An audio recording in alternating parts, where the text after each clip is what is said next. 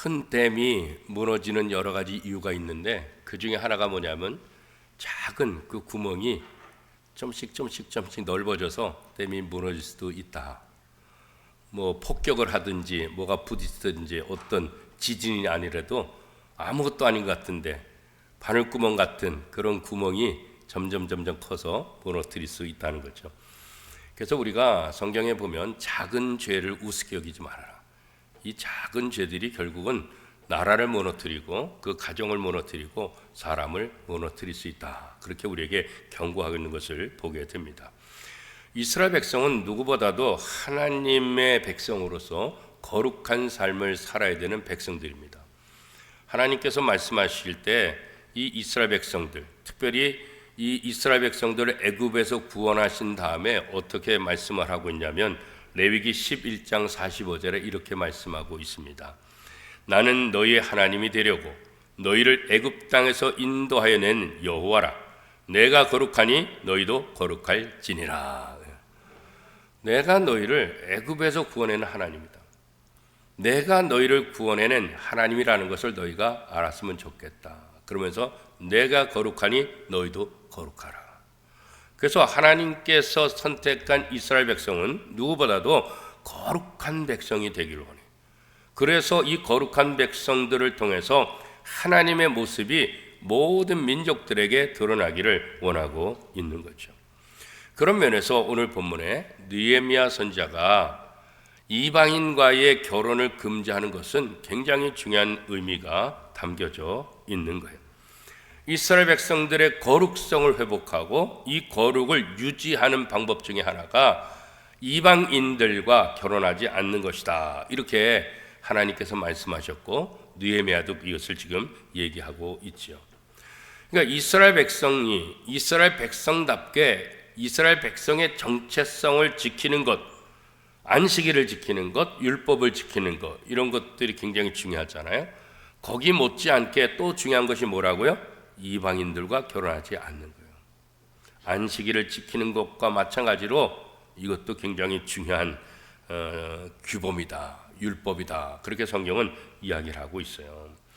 이방인과 결혼하는 것은 율법이 금했기 때문에 이 포로 생활 이후에, 그죠? 지치고 또 거칠어진 유다 백성들이 이게 이제 율법에 금한 것들을 하나씩 흔들기 시작하는 거예요. 포로 생활 이후에, 그러니까 포로 생활하기 전에는 그래도 웬만하면 이것을 지켰는데 포로 생활하고 돌아오면서 이게 막 흐트러지기 시작하는 거예요. 그러니까 하나님께서 이스라엘 백성들을 애굽에서 400년 동안 종살이 하다가 왜 광야 생활 40년을 했는가? 바로 이런 것들 때문에 그런 거예요. 이 광야 40년 동안 이스라엘 백성을 다시 하나님의 백성으로 훈련시키지 않으면 400년 동안 저들이 살았던 애굽 땅의 신과 애굽 땅의 풍습대로 살아갈 수밖에 없기 때문에 그렇죠. 이제 바벨론 포로 70년의 모든 것들을 마치고 돌아오는 이들, 이 하나님의 말씀에 분명히 서야 되는데 이 바벨론 생활에 젖어서 이제는 이방인이나 뭐 유대인이나 별 차이가 없는 거예요. 그러면서 이방인과 결혼하는 것들이 빈번해지게 일어나고 있게 된다는 거죠. 그래서 오늘 본문에도 보면 어떻게 말하고 있습니까? 23절 말씀 같이 한번 읽어볼까요? 23절 시작. 그때 내가 본즉 유다 사람이 아스돗과 암몬과 모압 여인을 맞아 아내로 삼았는데, 그런 거였어요. 유대 사람들이 이제 이방 나라 사람들과 다 결혼하기 시작했다. 그런데 더 걱정인 것은 뭐냐면 24절입니다. 시작. 그들의 자녀가 아스돗 방언을 절반쯤은 하여도 유다 방언은 못하니 그 하는 말이 각 족속의 방언이므로. 그러니까 요즘 우리말로 말하면 우리가 외국인하고 결혼했는데 한국말을 전혀 못하는 거예요. 오히려 외국말은 하는데 한국말은 전혀 못하는 그런 사람들이 많아지는 거죠. 유다 사람들이 유다 말을 하지 못하고 이방 나라 말들만 하게 되는 거예요. 그러면 이게 뭐가 문제가 될까? 그러면 하나님의 백성들에게 말씀하신 특별히 그 당시에는 뭐 이렇게 번역이라든가 이런 것들이 많이 돼 있지 않으니까 이 하나님의 말씀을 읽고 쓰고 듣는 데 있어서 지장을 초래하게 되는 거죠. 유대 말을 알아듣지 못하면은 하나님의 율법을 제대로 들을 수도 없고 그 율법의 의미를 깨달을 수도 없게 된다는 거예요. 그렇죠? 그러니까 이 언어 문제는 굉장히 사실 심각한 문제가 되는 거죠. 이렇게 포로기 이후에 이스라엘 백성들이 정체성들이 좀씩 무너지면서 이방인들과 결혼하는 경우, 이렇게 하면서 결국은 하나님의 율법을 지키지 않는 공동체로 바뀌기 시작하는 거예요.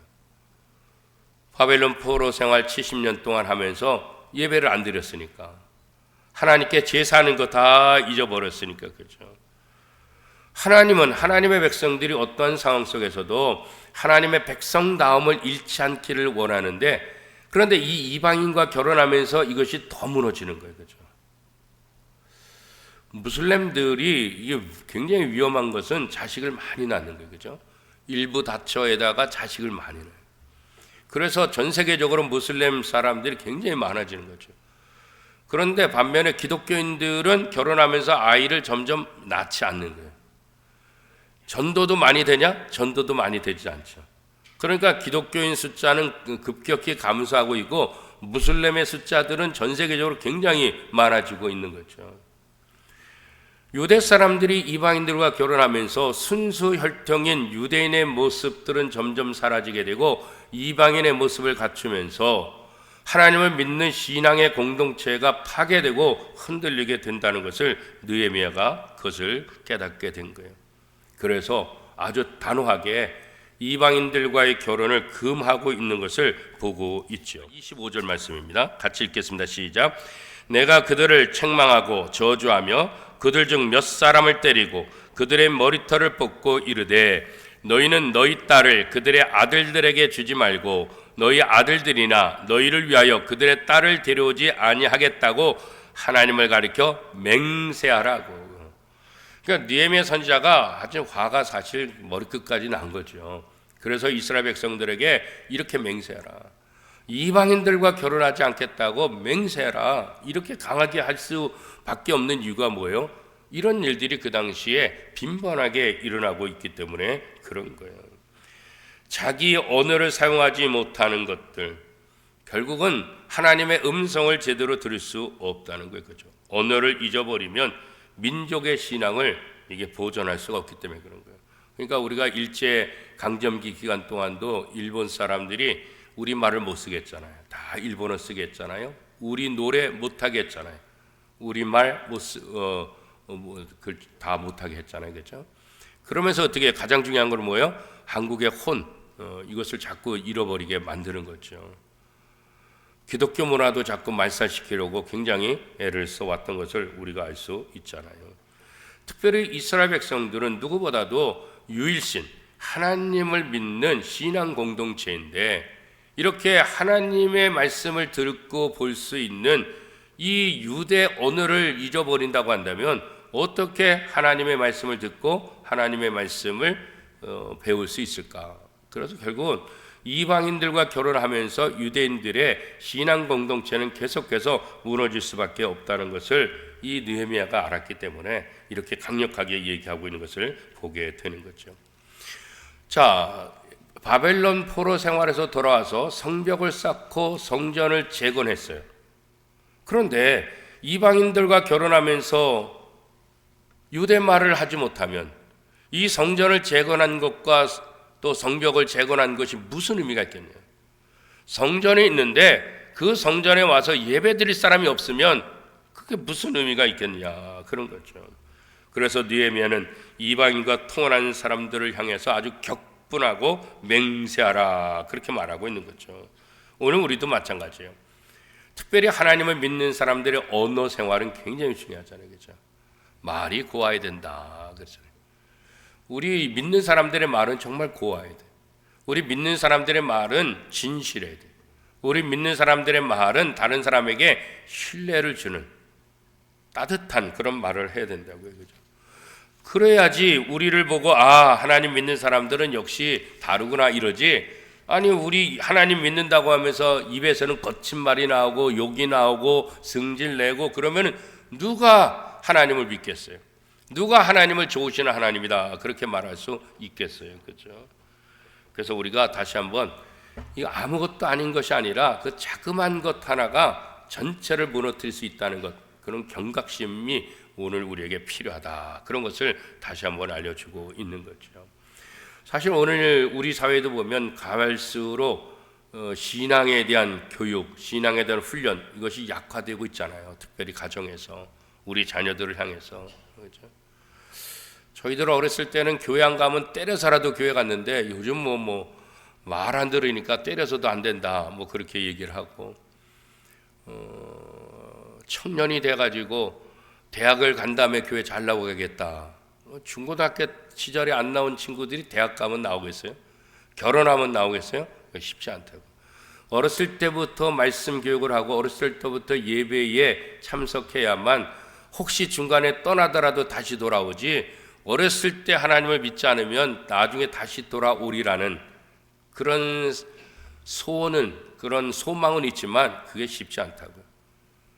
그래서 어렸을 때 신앙생활 하는 것은 굉장히 중요한 의미가 담겨져 있는 거예요. 그죠? 말하는 것이나 행동하는 면에서 세상 사람들과 별 차이가 없는 것이 아니라 분명한 차이가 있어야 된다는 거죠. 우리를 통해서 복음이 전파되고 우리를 통해서 하나님의 말씀의 능력이 선포돼야 된다는 거죠. 그래서 이스라엘 백성들은 이 제사를 통해서 이스라엘 백성의 정체성을 갖고 있는데, 또 다른 한편은 뭐예요? 이방인과 결혼을 금지함을 통해서 이 이스라엘 신앙 공동체의 그 정체성을 계속해서 이어가기를 원하고 있는 거예요. 이 유대 사회, 바벨론 포로 이후에 이렇게 이방인들과 결혼하는 이런 모습들이 점점 많아지면서 율법을 어기는 사람들이 더 많아질 수밖에 없는 거죠. 아까 얘기한 대로 자녀들이 유대의 언어를 알지 못하니까 이게 더 기가 막힌 노릇 아니겠어요, 그렇죠? 그래서 이 이방인들과의 결혼이 왜 문제가 되느냐? 느헤미야 선지자는 그 가장 비근한 예로 솔로몬을 이야기하고 있어요, 그죠? 이 솔로몬은 이방인과의 결혼을 금지해야 될 이유를 보여주는 데 있어서 가장 확실한 샘플이다. 그렇게 느헤미야가 이야기하고 있어요. 여인이 낳은 자 중에서 가장 지혜로웠다는 사람, 하나님의 사랑을 가장 많이 받았다는 사람, 그게 바로 솔로몬 아니겠어요, 그죠? 그런데 이 솔로몬이 이방인과 결혼한 후에 우상 숭배에 점점 빠지게 되죠.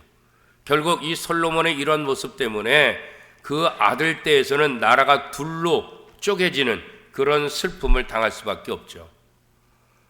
그렇게 완벽했던 솔로몬도, 그렇잖아요.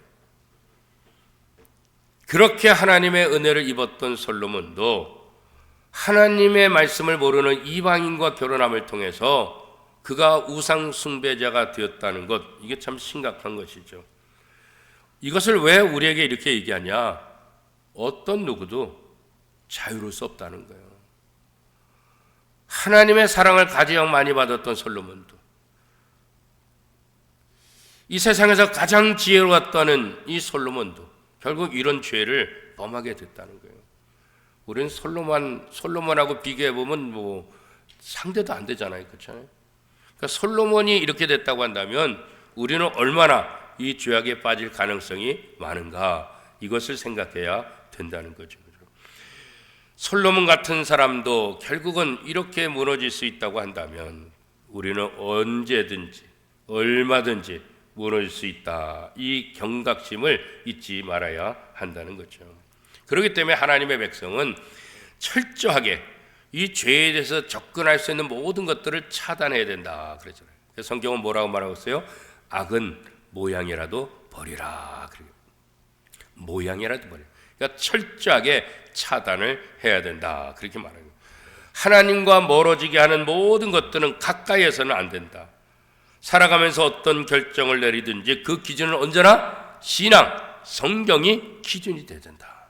내 감정이나 내 느낌이나 내 경험 중요하지만 그것이 우리의 기준이 아니라 언제나 성경이 기준이고 신앙이 기준이다.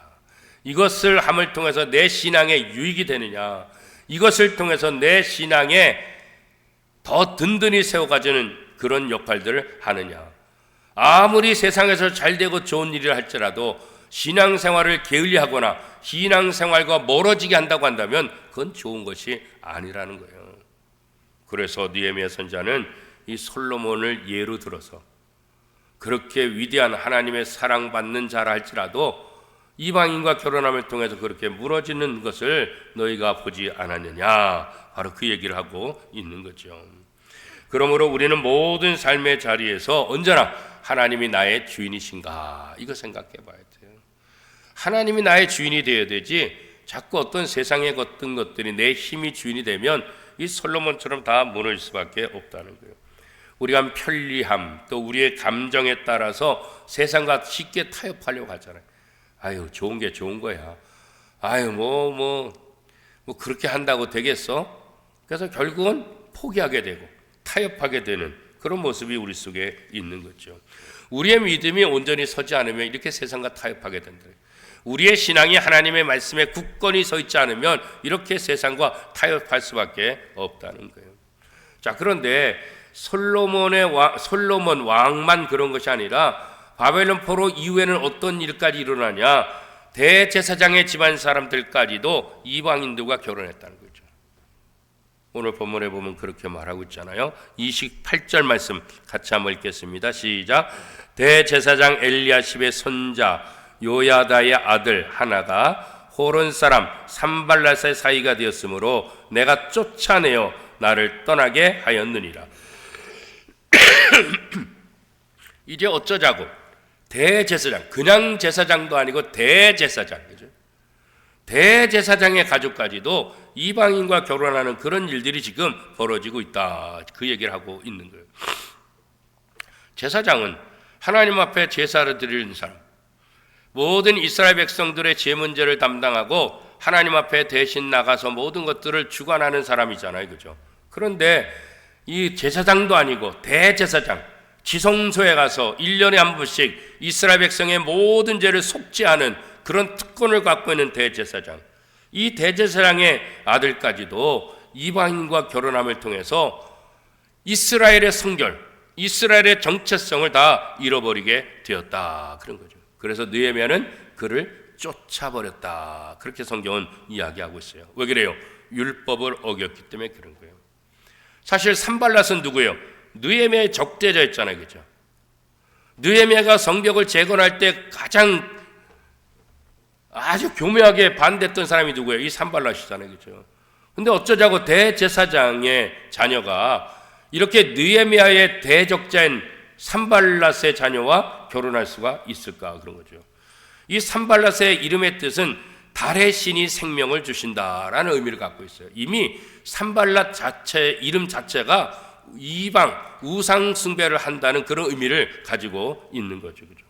그러니까 느헤미야는 하나님을 섬기는 대제사장 가문에서 어떻게 이런 인물과 이런 인척 관계를 이루고 또 결혼할 수가 있겠느냐? 더 이상 용납하지 않겠다. 그래서 내쫓아 버렸다는 거예요.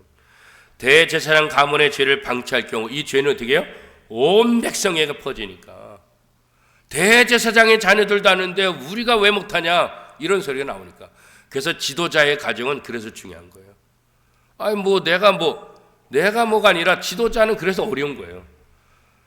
뭐 대통령이 될 때 하고 되기 전에 하고는 다른 거예요, 그죠? 대통령이 되기 전에는 뭐 그렇다고 해도 돼요. 근데 대통령이 되면 이게 또 달라지는 거예요, 그렇죠? 우리가 자리가 차지한 우리의 자리 그 위치가 굉장히 중요한 거예요, 그죠? 특별히 우리는 성도라는 이름이 있잖아요. 하나님의 자녀라는 이름이 있잖아요. 이 하나님의 자녀의 이름을 욕먹히고 더럽히는 그런 일을 해서는 안 된다. 야, 뭐 교회 다니는 사람도 뭐 그러는데 아니 목사도 그러는데 아니 장로도 그러는데 우리가 이런 소리 들어서는 안 된다는 거죠. 아니 대제사장도 그러는데 우리가 못할 게 뭐 있어? 그래서 아예 싹을 없애기 위해서 이 대제사장을 쫓아냈다. 그렇게 오늘 성경은 강하게 얘기하고 있는 거예요. 교회에서 예배 드릴 때만 거룩함을 유지하느냐? 사실 그렇지 않잖아요, 그죠? 진짜 우리의 거룩함을 유지할 장소는 세상이죠. 이곳에서는 우리의 부족하고 연약한 거 다 내 모습 있는 그대로 다 내놓고 하나님 앞에 구하고 눈물 콧물 흘리고 용서를 구하고 하나님의 은혜를 구하고, 그죠? 이 교회 안에서 이 예배를 통해서 우리의 연약함을 다 하나님 앞에 드리고 우리가 위로받고 하나님의 말씀으로 힘을 공급받는 거죠. 정작 우리가 거룩한 삶을 유지할 곳은 세상이라고. 우리의 가정에서, 우리의 직장에서, 우리의 이웃들과의 관계 속에서 하나님 믿는 사람은 정말 저렇게 다르구나, 이것을 보여줘야 될 것, 그건 바로 세상이라고요. 그런데 교회 안에서는 거룩한 척하면서 세상에 나가서는 여전히 세상 사람과 별 차이 없이 삶을 산다고 한다면 이게 문제라는 거죠. 종종 직장 다니는 사람들이 그런 얘기 하잖아요. 오랫동안 10년, 20년 가까이 직장 생활하는데 어느 날 너도 교회 다녔어? 이렇게 묻는다잖아요. 그죠? 아니, 그러면 10년, 20년을 같이 다녔는데 교회 다녔다는 표가 한 번도 나타나지 않은 거잖아요. 그러니까 너도 교회 다녀? 너도 교회 다녔어? 이게 얼마나 우스운 거예요, 우스운 거. 내 모습 속에서, 내 언어 속에서 내가 예수 믿는 사람이라는 것이 나 예수 믿어요, 이렇게 얘기 안 해도 내 언어와 내 행동과 내 모든 행동 거지를 통해서 이 사람은 교회 다니는 것 같다, 이 사람은 예수 믿는 것 같다, 그런 거죠. 그렇게 드러나야 되는 거죠. 그래서 우리가 이 예배당 안에서 또 교회 안에서는 훈련 받는 거예요. 그리고 그 훈련 받은 것을 가지고 세상에 나가서 유지하는 거예요. 거룩함을 유지하고 하나님의 백성다움을 유지하고 하나님의 자녀다움을 세상에 알려주는 거죠. 그죠? 그래서 우리가 매 순간순간 하나님이 우리를 사랑해 주신 것처럼 우리도 이웃을 사랑하는 그 마음, 우리의 일상에서 하나님을 가장 소중히 여기는 그런 마음, 이게 우리의 신앙의 가장 핵심적인 모습 아니겠어요? 그죠? 그래서 우리가 어떤 기준에 따라, 어떤 조건에 따라, 이것보다 더 중요한 것은 내가 늘 하나님의 말씀에 순종하느냐, 이게 더 중요한 거죠. 다른 사람에게 영향력을 미치는 자리에 있는 성도들, 그죠? 그래서 목사, 또 장로님들, 또 권사님들, 안수집사님들, 이 직분 맡은 사람들은 더 귀한 거예요. 왜냐하면 내가 원하든 원치 않든 내게 주어진 그 직분 때문에 다른 사람이 나를 더 유심히 지켜볼 가능성이 많기 때문에 그러죠. 얼마나 거룩한 삶을 사느냐에 따라서 우리가 얼마나 믿음의 영향력을 줄 수 있는가, 우리의 삶을 통해서 세상 사람들에게 하나님을 보여줄 수 있는가, 이게 달려져 있기 때문에 그런 거예요. 성도는 거룩한 사람들이에요. 그렇기 때문에 이 거룩을 이루면 성도라고 말할 수가 없는 거예요. 소금이 만일 그 소금의 맛을 잃으면 무슨 의미가 있냐? 밖에 버려져 사람들에게 밟힐 뿐이라, 이렇게 말씀하고 있잖아요. 우리가 거룩함을 잃어버린다고 한다면 아무런 의미가 없는 거예요. 우리가 신앙생활 한다는 것은 거룩함을 회복하는 거예요. 우리가 어떻게 거룩할 수 있겠어요? 우린 죄밖에 없는데. 그러나 예수 그리스도의 십자가 보혈로 우리를 깨끗하게 해주시고 우리가 거룩한 삶을 살기를 원하시잖아요. 예수님께서도 병든 자를, 오랫동안 병에 앓았던 자를 고쳐주, 베데스다 연못 그 과정 속에 보면 그 고쳐주신 다음에 뭐라고 말씀하셨어요? 내가 너를 고치노니 다시는 죄를 짓지 말아라, 그렇게 말했어요. 무슨 의미겠어요? 다시는 죄를 짓지 말아라, 거룩한 삶을 유지하라, 그런 거죠. 우리가 예수 그리스도 안에서 새로운 피조물이 되었기 때문에 죄를 짓지 않고 거룩함을 유지하는 것, 그것이 바로 오늘 성도들이 해야 될 가장 중요한 것이고, 대림절을 맞이하면서 다시 오실 주님을 기다리면서 이 거룩을 회복해서 주님 오실 때 기쁨으로 주님을 맞이하고 기쁨으로 주님을 찬양하는 멋진 성도들이 다 될 수 있기를 축복합니다.